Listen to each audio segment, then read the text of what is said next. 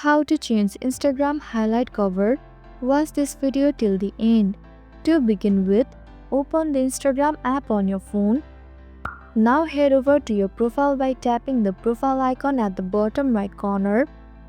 Once you are there, take a look under your bio. You will see all of your highlight. Furthermore, press and hold the highlight you would like to change. After that, a menu will appear. Choose Edit Highlight. Next, click on the Edit Cover option.